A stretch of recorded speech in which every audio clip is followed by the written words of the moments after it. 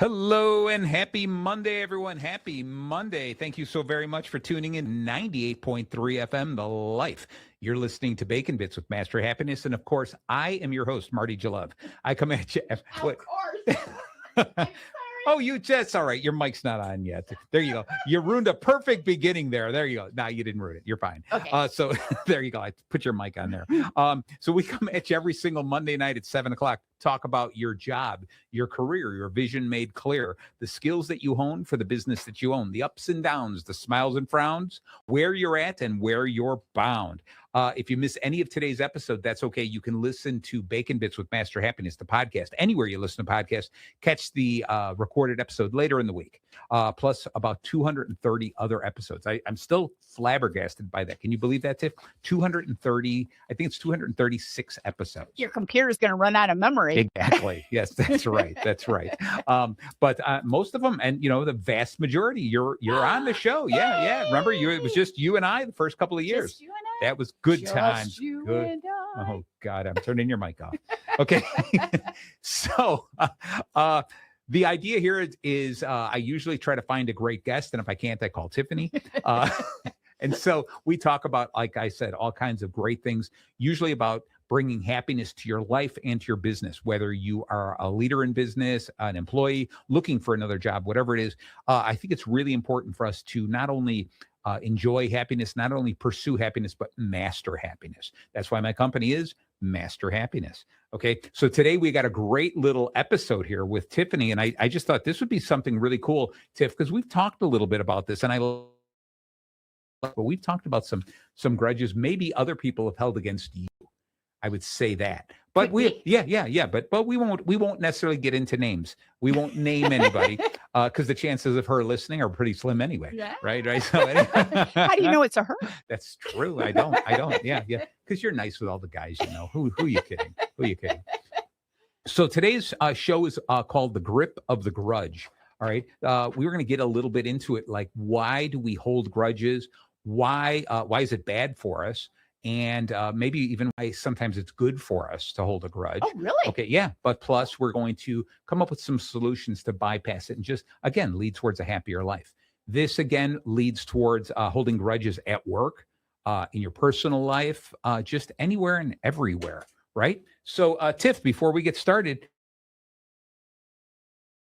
I'm going to throw it right back in. Okay. You tell me if it's appropriate for the beginning of the show. Because, you know what? It actually might be. All right. It might be. Because I'm crossing my fingers. So I was told this story that during church service yesterday. Yes.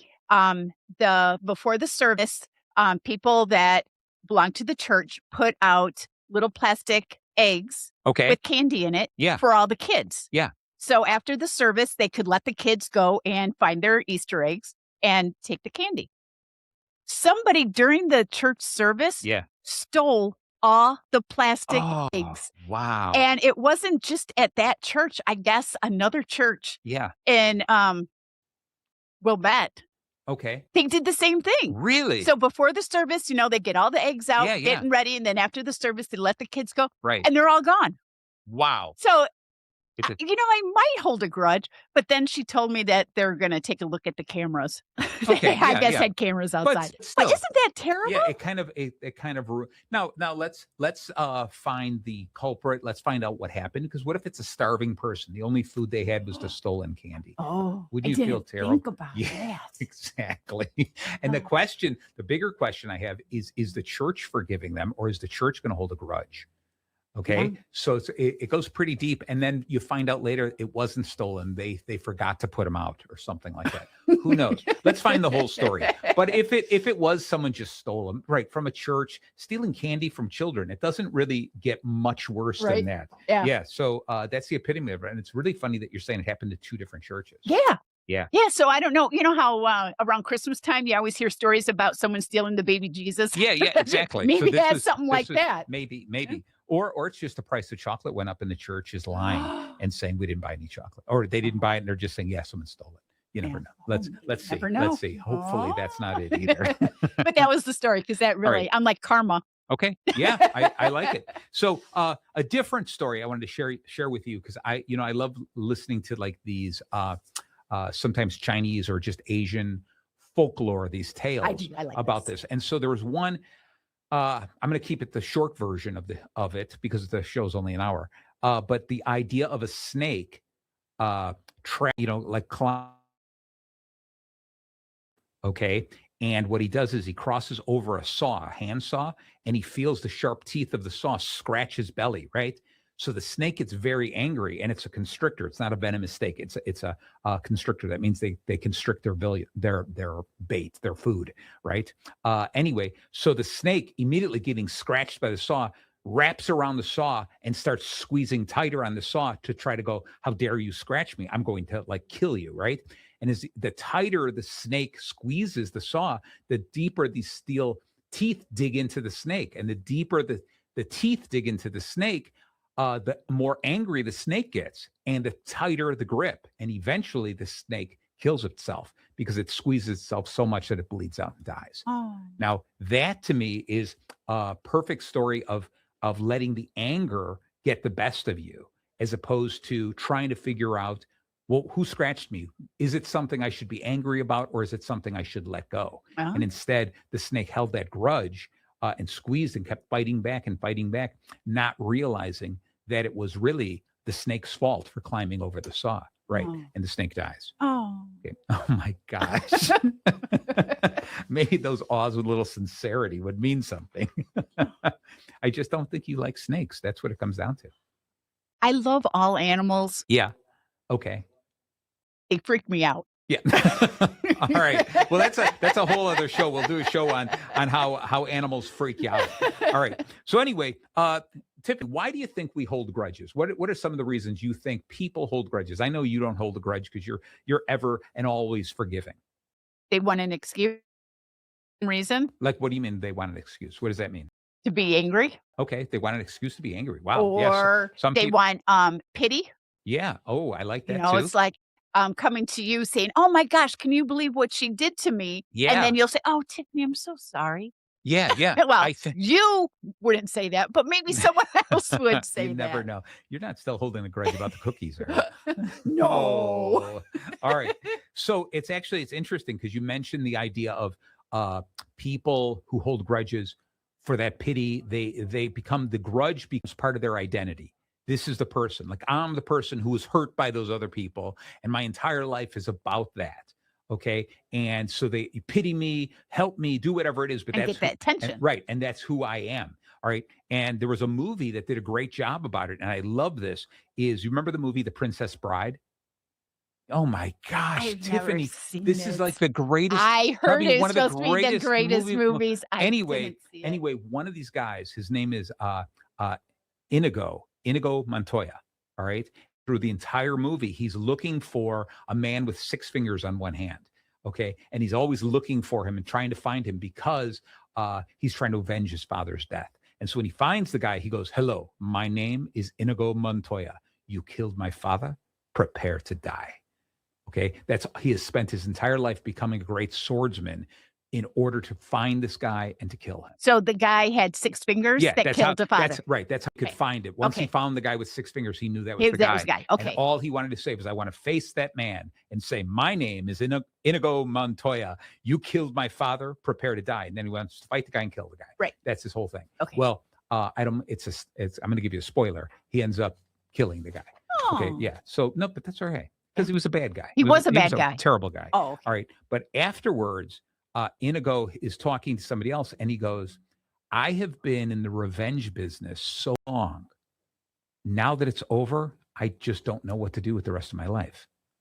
And I think that is such a touching line. And the guy, now his name escapes me, the actor who played it, says that everyone remembers him from the first line, like, "My name is Inigo Montoya."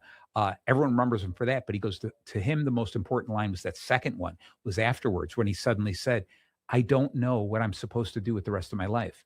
Some people get tied up with a grudge so much that it becomes their identity, becomes who they are. And every decision they make is about that identity. How are they getting closer? Everything they're doing, every person they meet, they're like, "Pity me. Okay, support me, do something like that. If you support this person, I'm holding a grudge against." Their entire life, their identity about that. And when that reason for the grudge disappears, suddenly they're like, I don't know what I'm supposed to do for the rest of my life. Oh, So that's sad. yeah, so think about how sad that is, that too often we hold these grudges and we don't even realize that we allow the grudge to be who we are, Yeah. right? And then when it happens, when it clears up, you suddenly are like, "Oh, I can't believe it. Like I I don't know what I'm supposed to do. I was just always concentrating on that. I don't know what I'm supposed to do." There is uh, two families, the Hatfields and the McCoys. Have you ever? Oh my gosh, Tiff, you got to get out every once in a while. In Oh. the United States, it is the longest running feud of all time, and I Is that don't. like Romeo and Juliet? Yeah, yeah, Okay. yeah. And it's two families always fighting, not getting along, disagreeing. And it started with something. It might have been something small. It might have been something big or whatever. But I believe that it's ancestor after ancestor after ancestor saying, as a Hatfield, never trust a McCoy. As a McCoy, never trust the Hatfield, right? And they continue to hold the grudge against each other. And so many of the family members don't even know why. They're just doing it because they're supposed to do it. Oh, Okay. So you're talking about not just a person, you're talking about families and yeah. generations. That's how strong a grudge comes about. Okay. And you see it too often in nationalities too, even political parties. Like people will blame a political party or blame a nationality for doing something, and it will automatically, the prejudice or the racism kicks in, and it will always be, I don't care. This is what they did 500 years ago. This is what they did 1,000 years ago. So I'll never trust those people. Right.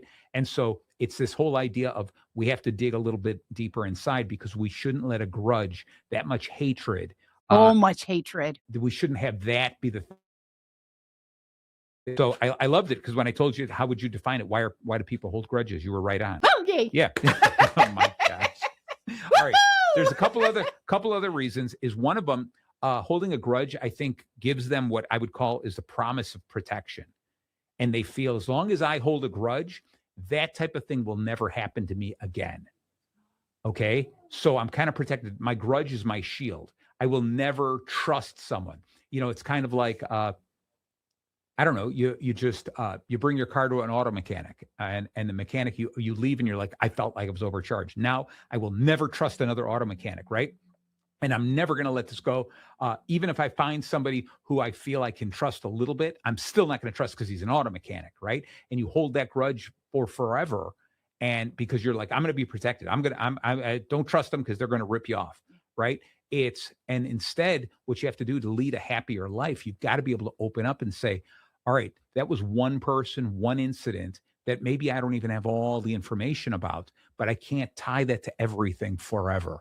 Okay, I've got to release this. I can't beat myself up that much. Okay, and too often that's exactly what we do. All right. The other idea of why people hold a grudge is this desire for justice.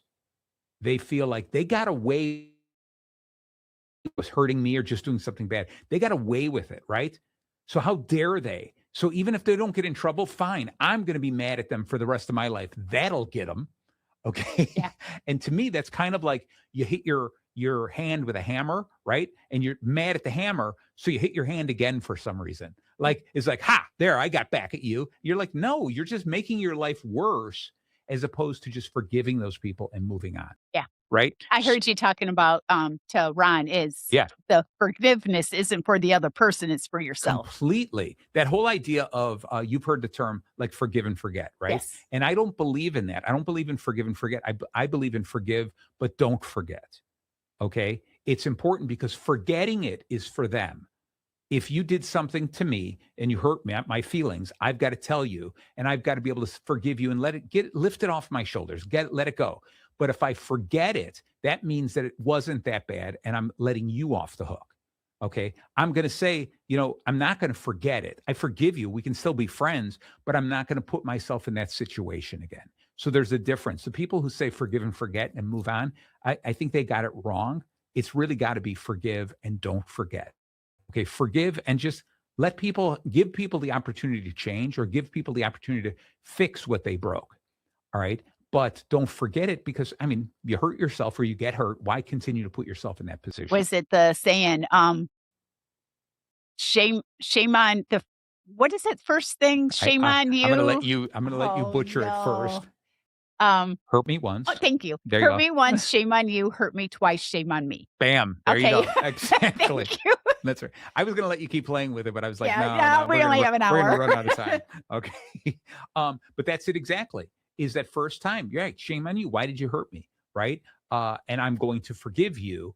But if I forget about it and I give you the opportunity to do it again, it's like, come on, you have to share in the blame then. Okay. You can't be that trusting, that stupid sometimes. Yeah. All right.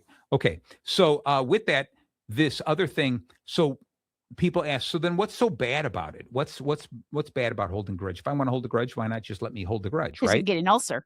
Bam, there you go. Look at this. Look at this, right? 'Cause you're right. You're right. There are the hidden health things. You know when you get really mad, your heart starts racing, right? My hands sweat. Yeah, you start getting really tense, right? And so that whole idea is you can affect your health so terrible. Your cortisol levels rise. It floods in your bloodstream. Your blood pressure goes up. I'm looking here. It weakens your immune system. It does all this negative stuff. And what ends up happening is too often I hold a grudge against a person, and then every time I think about that, I relive it. Mhm. Every time I see that person, I relive it. When I see that person being happy, I relive it even more. I'm like, how dare that person get to be happy after what they did, right? And so what happens is that doesn't affect that person. That person's staying happy. That's only affecting me. It's beating me up. So one of the first things to do is to learn how to get rid of that, just so that it's better for your health. Okay. Is there Okay. a certain time limit? I'm Is it like it's not instant no, of course not. Right. because something happens. So Yeah. week, a Yeah. month, Well, a year, 2 years. Come on. yes. Come on. Tell me what, Yes. yes. That's it. That's the Okay. answer. That's the answer. Exactly. I think it's going to be dependent on what the problem is, right? What it is, right? If you, step on my toe, okay, and you step on my toe, and let's say it's a sore toe, it's already been sore, like I broke it, and you step on it. How long should I hold that grudge? I'm going to be upset, like, I can't believe you stepped on my toe. Oh my God, I'm going through so much pain. And if you go, it's not that big of a deal. Grow up. Don't be a baby. You walk away. I'm going to be mad at you for not taking it serious. But how long should I hold that grudge? Okay. Did you step on it on accident? Did you step on it on purpose? Right? It's just my toe. It's going to get better. All right. Now you run me over with a car and I'm stuck in a hospital for a couple of years. Maybe You're in the hospital for years. Yeah, Okay. yeah, exactly. Well, you run me over with a car. You're really bad. You back over me back and forth a couple of times. All right. And so, yeah, like the hospital's really going to hold on to me for a couple of years. But anyway, so the question would be is, again, did you do it on purpose? Did you do it on accident? What's the deal here? And again, how long am I going to hold? What good does holding the grudge do for me? Okay. It goes back to like every show we could probably drop in the serenity prayer. Okay. Oh, yeah. That whole idea of, if it's something I can fix, if I can take care of it, then do it. If I can't fix it, then just let it go. Learn to live with it. Okay. And then the idea of having the courage to do both of those things, having the wisdom to tell the difference between those. That's the most important thing. All right. And so if you do something to hurt me, I have to ask myself, does this thing really affect the rest of my life? Does it affect the rest of my life? Like if you yell at me in public, okay, and I'm like, wow, you hurt my feelings, you embarrassed me, okay, does that affect my life for the rest of my life? How long does it affect my life? And again, did you do it on purpose? Did you do it on accident? Do you understand how much it hurt me? That whole idea, you got to ask all those questions before I can tell you, oh, just hold a grudge for 30 seconds, hold the grudge for a minute. So you might hold the grudge, but never go out to dinner or someplace with me again. Right. Because you forgave me, you just didn't forget. Bam. Now you got it. See, I knew you'd get that. I knew you'd get it. That idea of ask yourself, what am I getting? What's the thing that I'm getting out of holding a grudge? And if you go, well, then I'll learn. I'll learn to never do that again. I go, you're right. You can do that without holding a grudge too. Right. I can learn the lesson from it without holding a grudge. Okay. So that's not the reason. Give me a reason why you think it would be okay to hold a grudge. Tell me that, Tiff. Because you want to end up being in the hospital for 2 years. great reason. I don't know. I could understand maybe not even talking to a person, but letting it go is only helping yourself. Yeah, but that's You hard. have That's so hard. much stress, but just maybe if it's that bad, just let the whole friendship or disappear. Dissolve. But Right. just let it go. Right. So the only reason I think that there's any benefit to holding a grudge is that short bit of time. Like we talked about, it's a defense mechanism. Okay. It's for a moment, for that short period of time, I'm going to hold a grudge. In other words, I'm not going to let you do that again. You hurt me. Whether you did it on purpose or accident. At that moment when I don't know, I'm upset with you and I'm going to hold that grudge. And I don't know, can you hold a grudge for 30 seconds? Can you hold a grudge for 10 seconds? That's it, because I need to build up my own self-esteem. I have to have my own self-confidence, enough confidence in myself to stand up for myself. Right. And sometimes if someone hurts you and you're like, oh, that's okay. I'm sure it was an accident. And the guy goes, no, it wasn't an accident. I did it on purpose. You're like, well, I probably deserved it. No. Get enough anger inside you. Get enough venom and vinegar inside you to stand up and go, no, I don't deserve that. You shouldn't have treated me that way. And for that short period of time, having that anger inside you, that empowerment, that self-confidence, that's the most important thing. And if we want to call it a grudge, go ahead and hold a grudge, but do it for a short period of time to get that out, to prove to them and yourself, but mostly to yourself, prove to yourself that you're not going to be treated that way. Okay. And so that to me is the only time that holding a grudge would be necessary, or at least important, is just that little bit of time. But after that, you hold that grudge for 10 minutes, half an hour, a day, a week, a year. I'm like, why are you holding a grudge? Don't forget what happened, but don't hold the grudge. Don't let it eat you up inside. You said it right from the beginning. You're just bubbling an ulcer out, right? Yeah. That's what's going to happen. So don't do it at all. All right. And so people are like, oh, that's good. Now that you cured, everything's fine. Okay. Some of the other stuff about holding a grudge, a negative, is the emotional fatigue. It takes so much energy to stay angry at someone. Yeah. We put so much effort into it. And it probably burns some calories, but not enough calories to say we're going to create the grudge diet. Okay. But it's the fatigue. It takes this energy where you're like, I'm just going to stay angry with you. And it's you need somebody to come to you going, why don't you take a deep breath and relax? Okay. But no, I want to be angry. I want to be angry. Yeah, but do you really want to be angry? Why are you putting so much effort towards that? And it just really exhausts you, and you're concentrating so much on why I should be angry and why I should. You can't concentrate on anything else. Some people that I know that hold a grudge, and they might be friends within a group. Yeah. And because they have a grudge against one of the people, right, they won't go out if that person's there. Yeah. And then they don't have fun. Right. I mean, the other people they might get along with, but that one person, so it ruins the fun because they don't want to be around that other person. There you go. And that's not fun. No, it's not. It's not. And it's not fair to yourself. It's really even not fair to the other friends.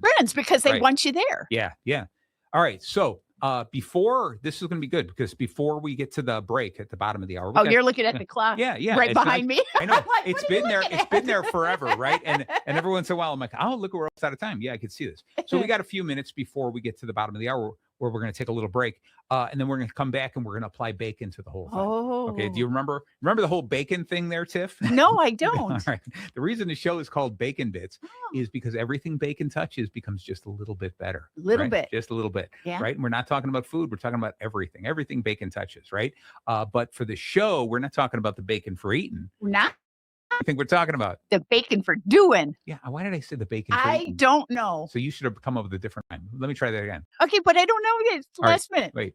We're not talking about the bacon for chewing. It's the bacon for doing. Good. I love it when I'm the one who screws up. I know. I do too. Yeah. All right. Okay. So before we get into that, what I want to do is think about this. How do we combat the cycle? What's our strategy for letting go? Because it's really easy to say to people, just let it go. Just let it go. Let it go. All right. But what are some of the strategies? And so number one, we already covered it. You brought it up. We talked a little bit in the show before here, is shifting the perspective and say, why am I'm so mad at this person? I'm so mad at this person. And shifting the perspective is, Why not just forgive them to release it off myself? Stress, or the stress that comes with holding a grudge, that grudge you're holding is like carrying a boulder inside you. Yeah. Right. You're just holding on to it. Why? Just let it drop it. Right. And Not on your toe, though. No, because then you're going to hold a grudge against yourself Yep. and the show. Okay. What you're going to do is realize, if I just let it go, I'm not going to forget it. I can still see the stone. I still see the big rock laying there. Right. I'm not going to forget about it, but I'm not going to carry it. I don't need to carry it. Okay. And so if the more you think about it like that why am I carrying this stone or this rock when I could just put it down, still see it, but I don't have to carry it. And that's the difference between forgiveness and forgetting, right? Is forgive the person and say, I forgive you. It's fine. If they go, well, you've got no reason to forgive me. It's okay. I didn't forgive you to make you happy. I forgave you to give myself some That peace. actually would probably tick them off too. Exactly. It's like, oh, I forgive you. Yeah. And then there we go. Aha. Aha. Yeah. So that's the first one, is that changing the perspective. And it's really important for us to understand that we're looking at it from the other point of view. We're looking at it as like, that guy should do something. And in reality, stop and go, why? What is it? What can they ever do to make it right? Okay. And so it's important for us instead just to say, I'm not going to worry about that. I'm just going to forgive. Okay. The thing that would probably irritate is if you said something that you're holding a grudge, and another person goes, just get over it. Oh, yeah. Oh, Yeah, exactly. That is exactly. That would even tick you off more. Right. Yeah. Just get over it. And we're going to get into that in the second half. Oh, yeah, of course we are. Yeah, you know it. Remember a while ago, we told this story and I think it's important to think about this, especially in the next half an hour when we get into more of breaking it down when we're applying the bacon to it, is, just because somebody hurt you, it was that story I think I told you about a mean kid at school, picking on kids, swearing and doing all these bad things. And the father said, all right, every time you do something bad at school, time you do something negative at school, I want you to come home and there's a big fence post and I want you to drive a nail into it. I'm going to keep the can of nails and the hammer right by the fence. So the kid's driving the nails and going, all right, whatever. And at a certain point in time, the post is filled with these nails and they're all old and rusty nails now, right? And the father goes, I want you to change your ways and I want you to start being positive. I want out of your way and doing really good things, saying nice things to people, going out of your way, trying to do that, right? And the kid is, all right, I'll try it. And he goes there and the father goes, now every time you do that, when you come home, remove one nail, right? And the kid then, he gets a kick out of this, like removing the nails. It was more fun than even driving them in. So he becomes a really good kid and he's going out of his way to be helpful and courteous and kind and all those other Boy Scout terms. And he's doing all this nice stuff. And at a certain point in time, he says, Dad, look at this. Look at what a fine young man I've become. I've removed all the nails. And the father says, take a look at the post, though. Even though you removed the nails, all the holes are still there. All the negative things, all the bad things you did and the bad things you stayed there. Okay. Even though you changed your ways and you became a good person, just removing the nail doesn't take away the pain of driving the nail in. Okay. And it's a really important lesson. So then is the kid going to say, well, then what's the point of being good? Only you would say that. No, the point is that it's more important to understand that it's not even. Driving a nail into a piece of wood and removing it is not equal. In other words, you have to do a lot more to mend those holes. You can't just say, well, now I was mean to Tiffany, but I was nice to this person. So doesn't that balance it out? No, It doesn't balance it out because Tiffany is still hurt.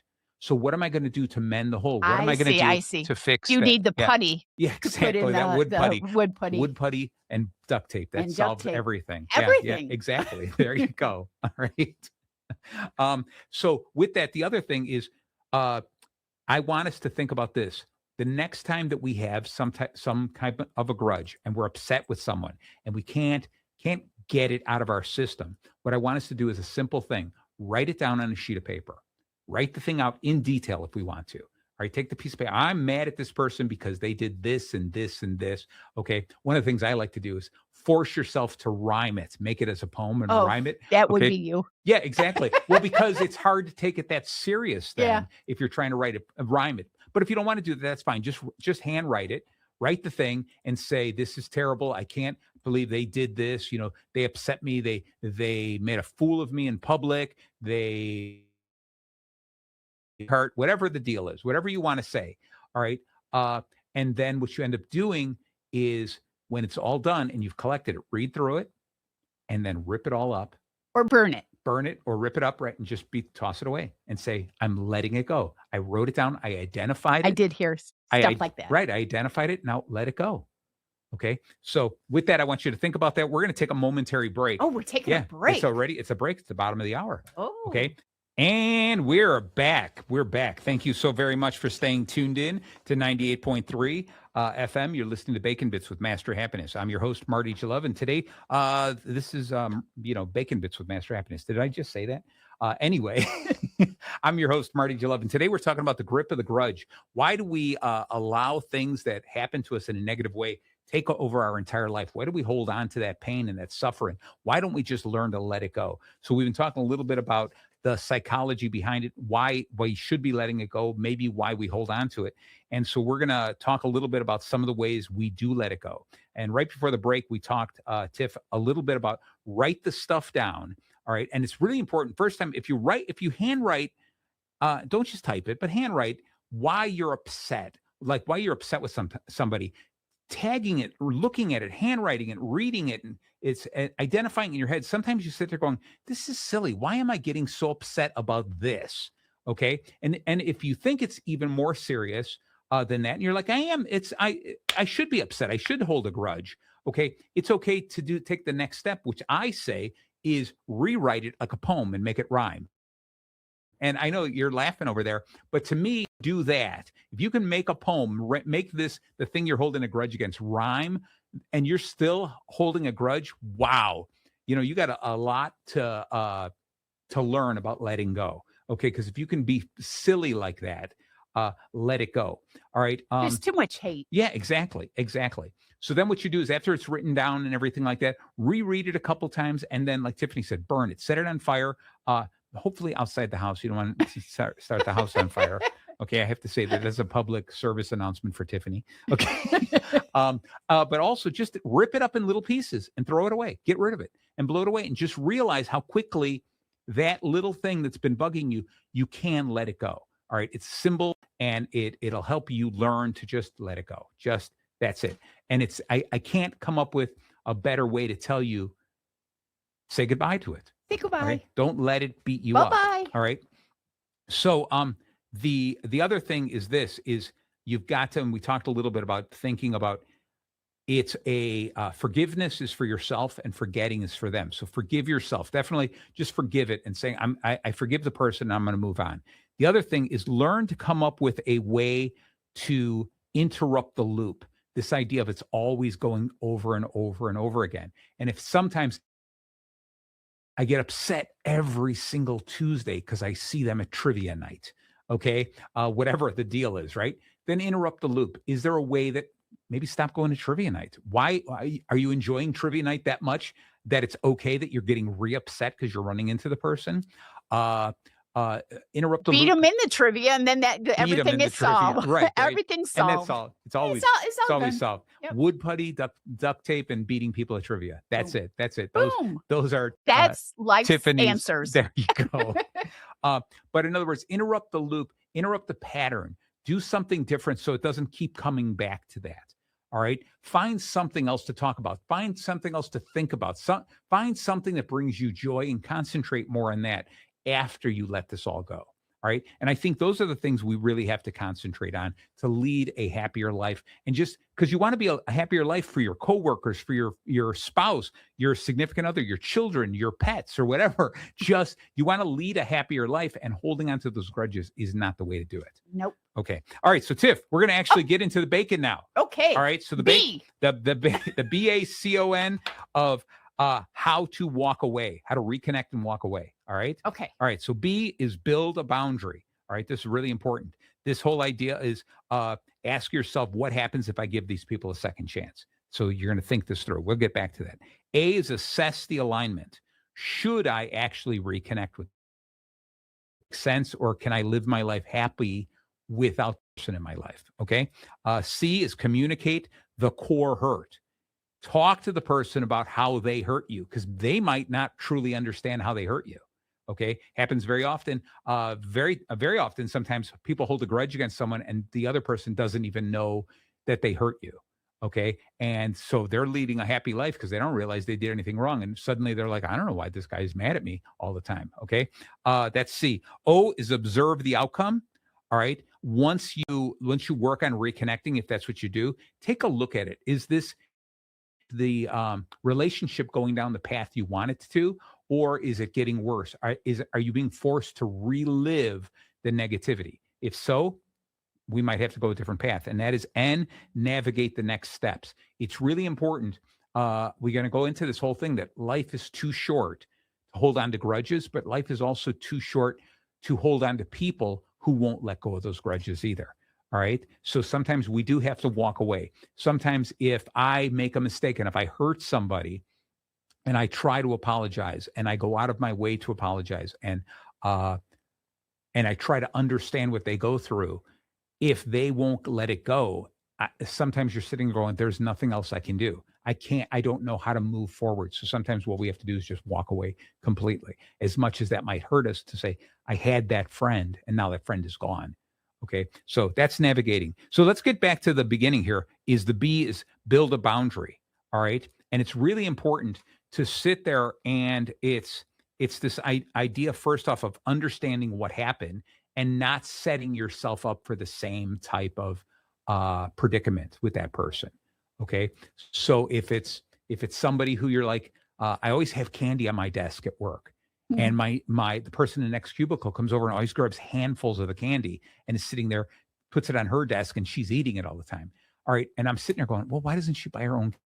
Right. Well, that person might not realize that you're upset about that. All right. So maybe the first boundary is maybe you have a conversation about it, or the other boundary is move the bowl to another part of your desk, put the bowl in your drawer. Maybe that person thinks it's there for anyone to take it. Right. So you don't know. So the first thing is set some boundaries up and you say, put a little sign in it. Take one, please. Okay. Whatever. Or put the candy in your desk drawer. Something like that. Set up boundaries so you don't continue to run into that same thing over and over and over again. Decide first off, before anything else, how I want to live my life. Even before, as far as I'm concerned, even before you start talking with them, obviously it depends on what the incident is, but set up boundaries of how I want to live my life, how I respect myself and how I expect other people to respect me. So I'm going to do certain things. If people are constantly coming to you at work saying, I need to borrow your stapler and never return it, and you have to go back to them, say, can I have my stapler back? All right. You set certain boundaries. And maybe after a while, when they go, I need to borrow your stapler, you're like, no, I can't let you borrow my stapler. Or I'll tell you what, if you can borrow it, but I need you to bring it back right away. Those kind of boundaries. Set some guidelines for your life that make you feel good about it. All right. That you can be okay with.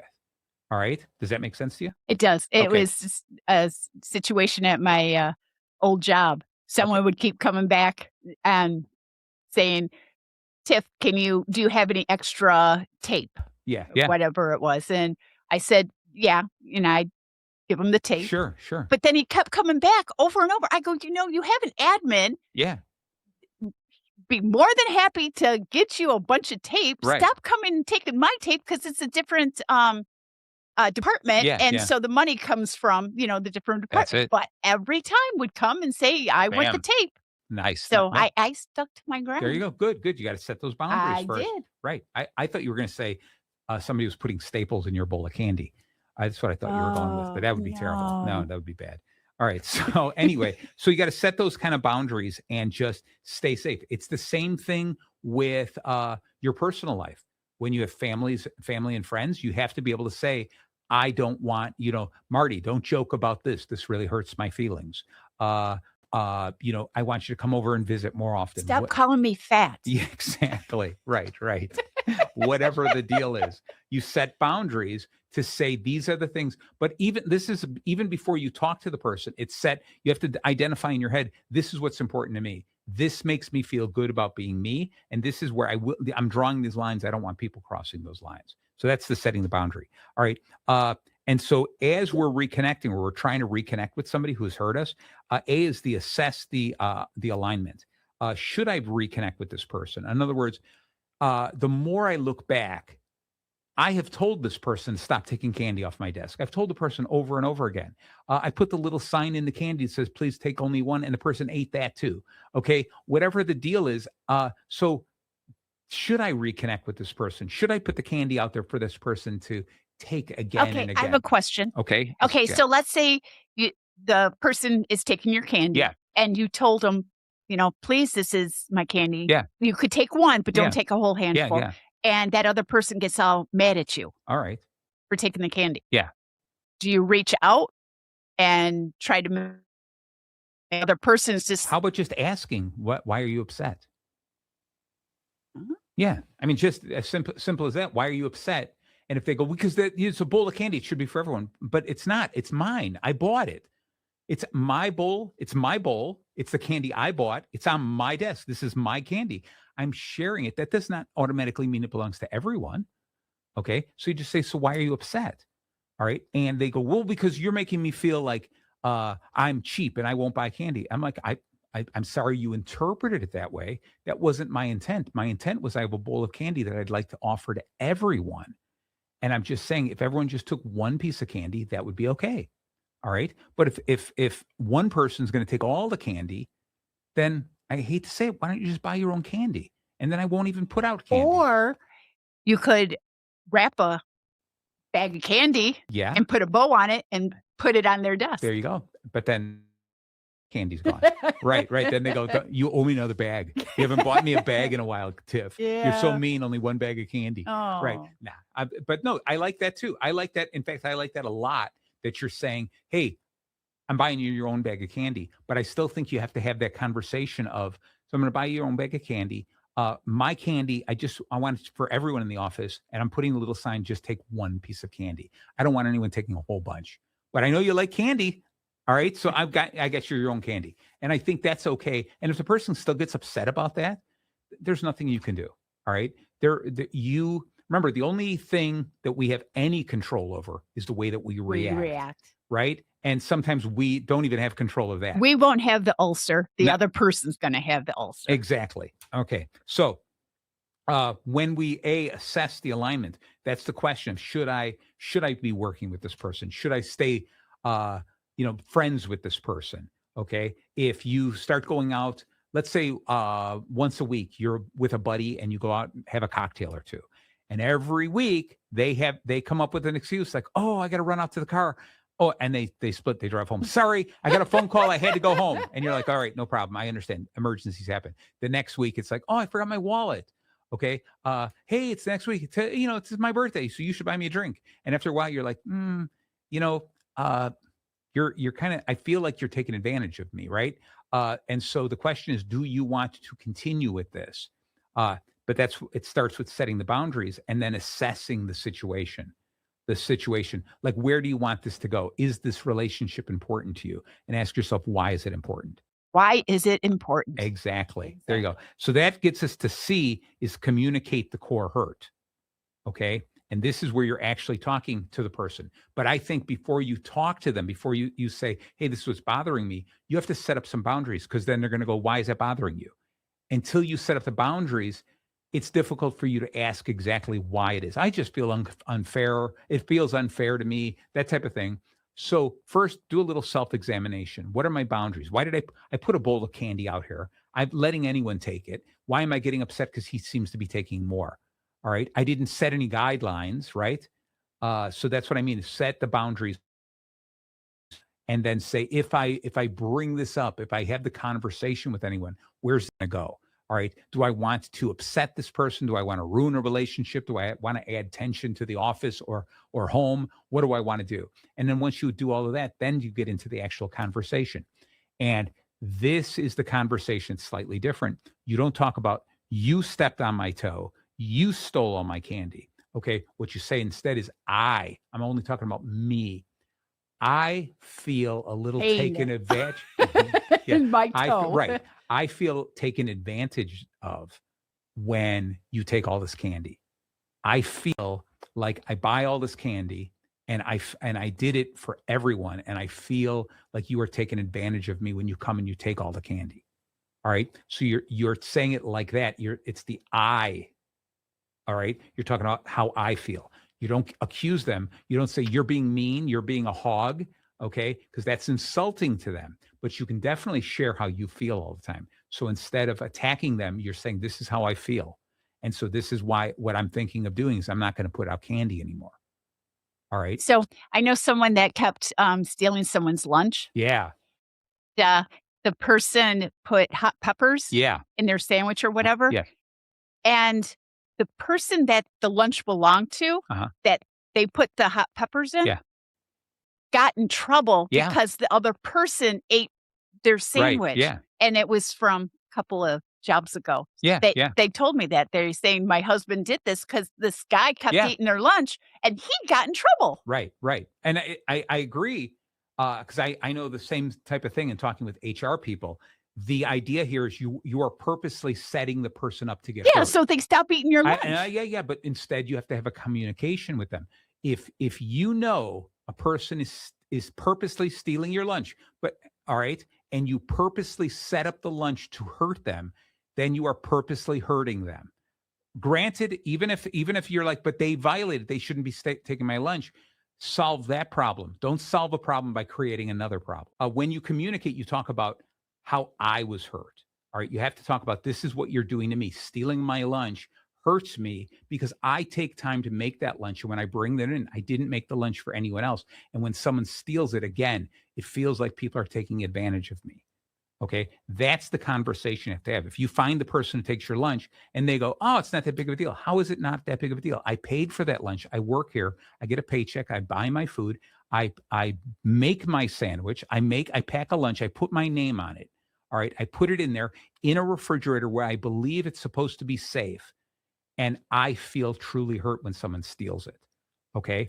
That is how you approach them, because I'm not attacking you. I'm telling you exactly how I feel because I don't know what's going on through your head. Hopefully they're the people who are going to say, wow, I never really thought of it that way. I just kind of thought it was funny. Whatever the deal is, hopefully they go, and I'm sorry. Okay. And if they can't, then it's an HR thing. Then you bring it up to HR. Someone continues to steal my lunch. Okay. We don't solve it by bringing out a bigger bat and, oh, you hit me, I'm going to hit you harder. No, you solve it the right way.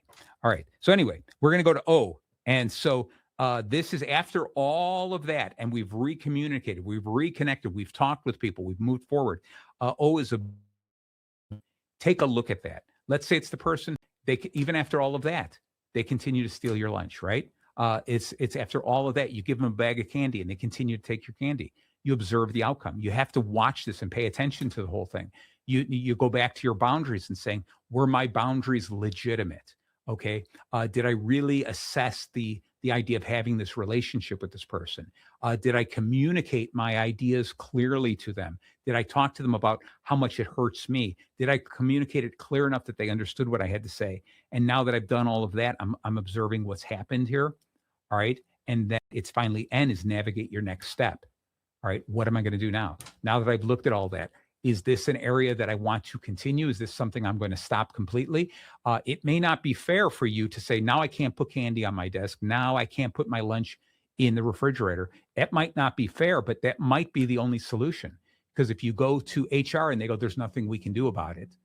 All right. Then you have to decide, you have to navigate the next step. What are you going to do? And you know what I do. I know, but that's wrong. That is wrong. It's the same thing. There are other ways to solve problems other than with more violence. Okay.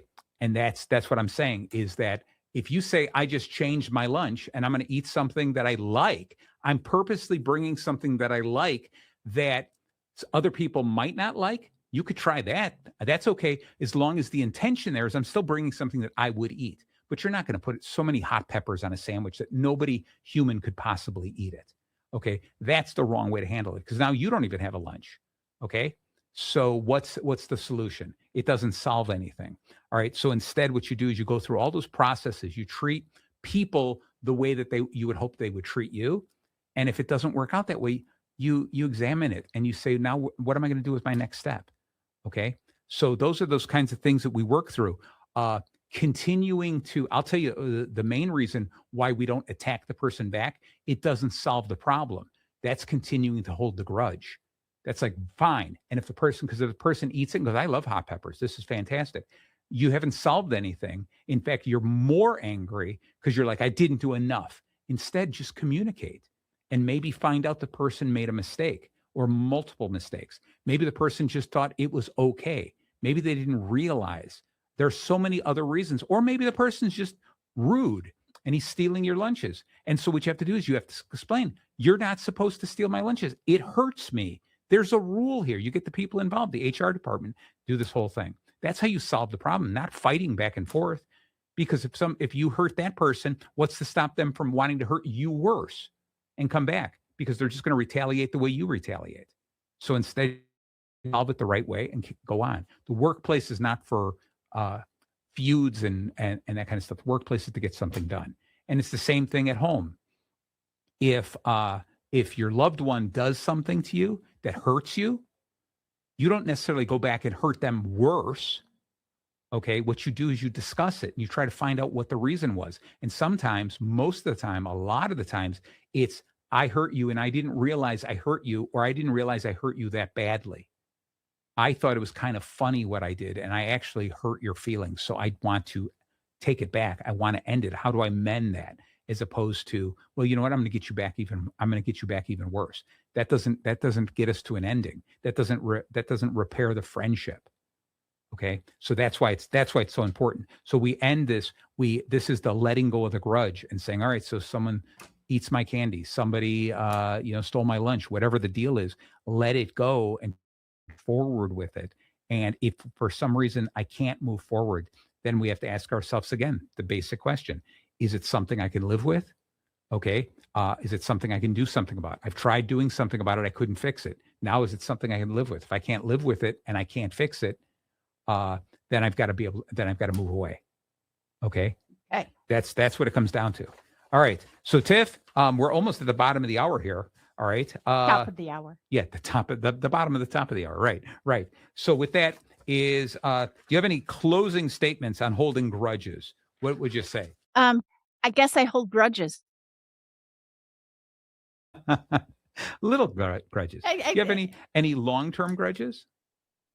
You know what? I didn't think I did, but I think I do. Yeah. Yeah. Yeah. I think it's only because you're human. Yeah. Yeah. So, but now I don't let it bother me. Okay. But I don't care to be around the person. Yeah, but that's okay. So, but can you forgive that person for being human?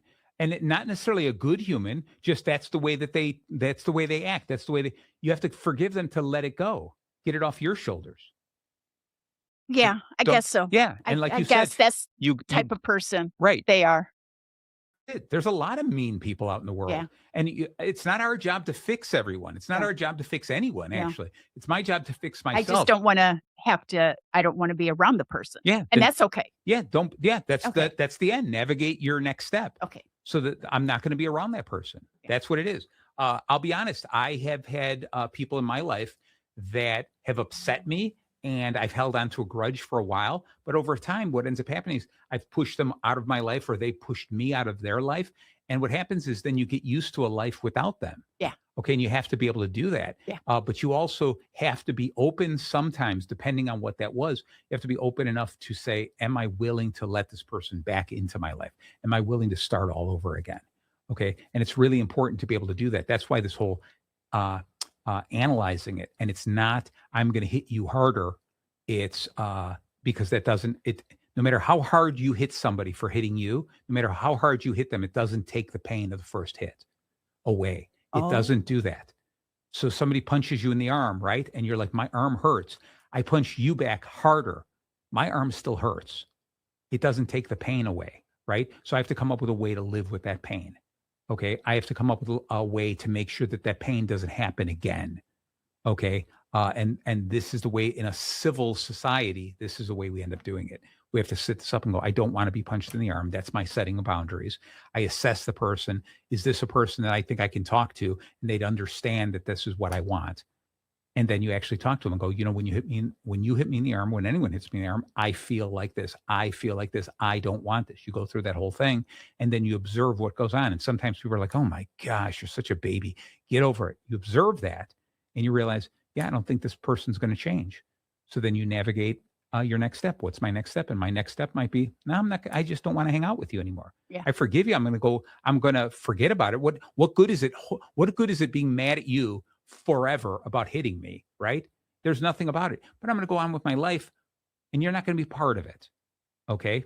That's the whole thing. But I'm also not going to forget it because I'm going to make sure I set up those boundaries and my boundaries are known by everyone that I don't like getting hit. Yeah. And that's how you live the happier life. I wish sometimes we could be good friends with that person. I wish those things could all be okay, but sometimes that doesn't happen. Sometimes it's not. Yeah. Yeah. So with that was such a somber show here, everybody out there is holding a grudge. You'll learn to let it go. Write it down, rhyme it, rip it up, throw it away, burn it, do whatever. Or put peppers on their sandwich. Or put peppers on your sandwich, yes. But be prepared to eat that sandwich. Yeah, exactly. There you go. All right, everyone, thank you so very much for tuning in to Bacon Bits with Master Happiness. We're here every week at Monday at 7 o'clock.